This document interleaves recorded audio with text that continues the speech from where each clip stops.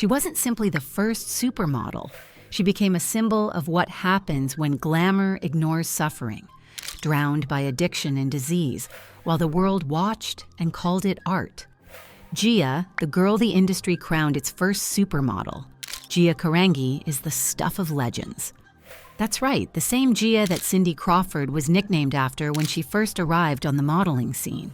Her rise to fame as an androgynous brunette in an industry full of blue-eyed blondes is believed to have started heroin chic, a trend often accredited to Kate Moss. At the height of her career, in the late 70s, Gia was raking in over $500,000.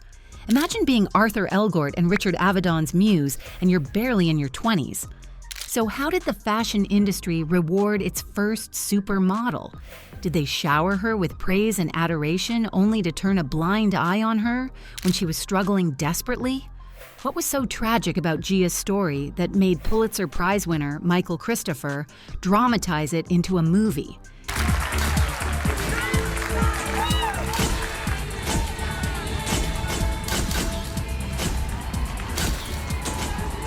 If you'd told 15-year-old Gia from Philly that she'd soon be the world's first supermodel, she would have rolled her eyes. Born to an Italian restaurant owner and an Irish homemaker in 1960, Gia grew up witnessing her parents' volatile and violent relationship. When she was 11, her mother abandoned the family, and this impacted her terribly. Relatives often described her as a mommy's girl, who never received the motherly attention she desired and often blamed her unstable childhood for the drug dependence that plagued her adult life. As a teenager, Gia played by her own rules and expressed herself unapologetically. She bonded with the Bowie Kids, a group of obsessive David Bowie fans who emulated his defiantly weird high glam style.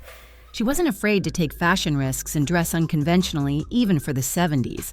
She experimented with gender-bending looks and was fearlessly open about her sexuality. This confidence is what got Gia discovered by writer Sandra Skirka at a hair salon in 1977.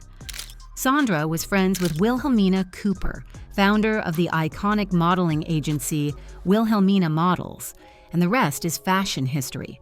Within no time, 17-year-old Gia had moved to New York City and shot her first major shoot with legendary photographer Chris von Wangenheim. In true Gia fashion, the shoot was daring. It featured her posing nude behind a chain-link fence with a brazen expression on her face that seemed to ask, "What do you think you're looking at?" It shocked the fashion industry and made both critics and designers sit up and take notice. Gia Carangi had arrived on the scene. Soon, everyone wanted to work with her. Designers wanted her to walk in their shows, and photographers wanted to capture her wild side. By the end of her first year in the big city, Gia was already a well-established model, raking in big money. She was everywhere. Her iconic dark locks and doe eyes were plastered on every major fashion magazine, from Vogue to Cosmo. Gia later spoke of her rapid rise to prominence. I started working with very good people, and a lot of work, all the time, very fast. I didn't build into a model. I just sort of became one. She had a natural magnetic star quality that drew people in. Traditionally, models were supposed to be seen and not heard, so Gia's expressive personality was a breath of fresh air for the industry. However, while the fashion world used her wild side to market a new look, Gia was struggling with her own tendency to self-destruct. Being a regular at nightclubs like Studio 54 and the Mud Club meant it was only a matter of time before Gia was exposed to hard drugs. She frequently began using cocaine, and when Wilhelmina Cooper passed away in 1980, a devastated Gia turned to heroin in order to cope with the loss of her agent, mentor, and beloved friend. Beautiful. When you're young, you don't always, it's hard to make the difference between what is real and what is not real. Particularly when you're innocent and there's a lot of vultures around you. Gia's addiction soon began to affect her work. She had violent temper tantrums, walked out of photo shoots to buy drugs, and even fell asleep in front of the camera. Photographer Francesco Scavullo recalled a shoot with Gia in the Caribbean when she was crying she couldn't find her drugs. I literally had to lay her down on her bed until she fell asleep.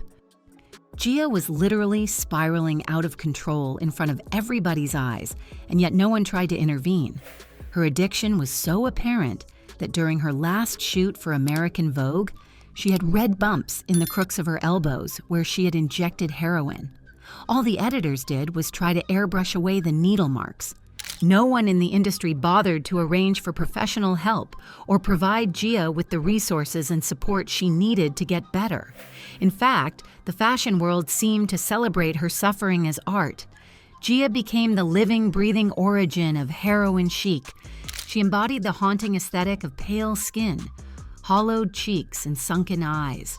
This look became so popular that its effects are felt even today, with the resurgence of aesthetics like Tumblr Girl and indie sleaze.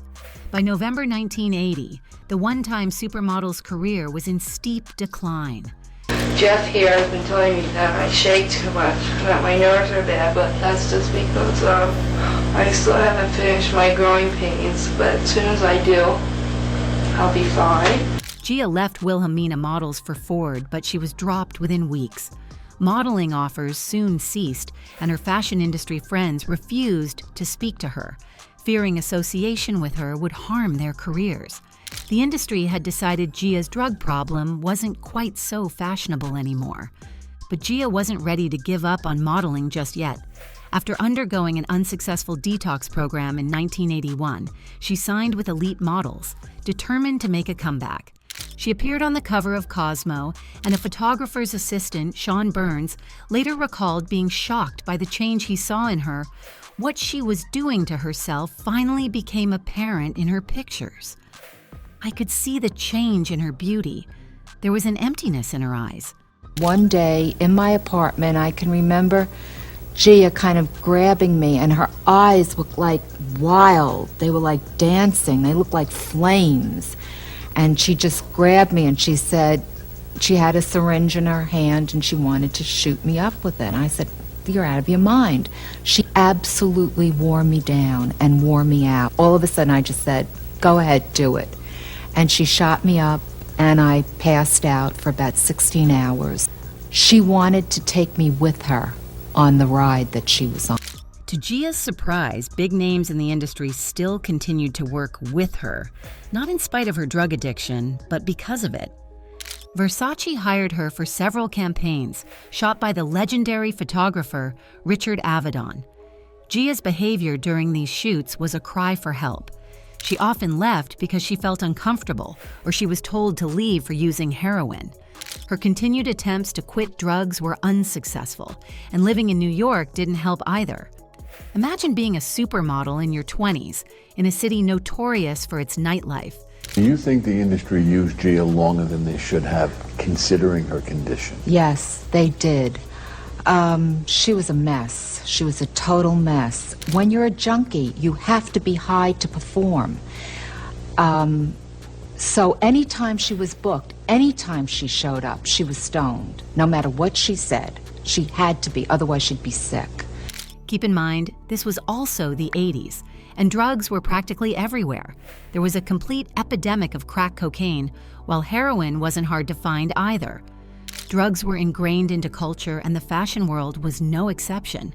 George Cortina, a veteran stylist who has seen his share of fashion weeks, told the New York Times that if you don't see drug abuse everywhere you look in fashion, then you're wearing a blindfold.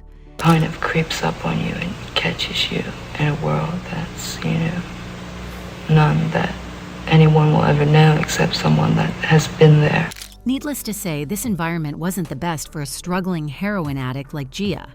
Stephen Freed, her biographer, told The Independent that supermodels use it, cocaine, to maintain the industry standard weight that in any other context would be regarded with great concern.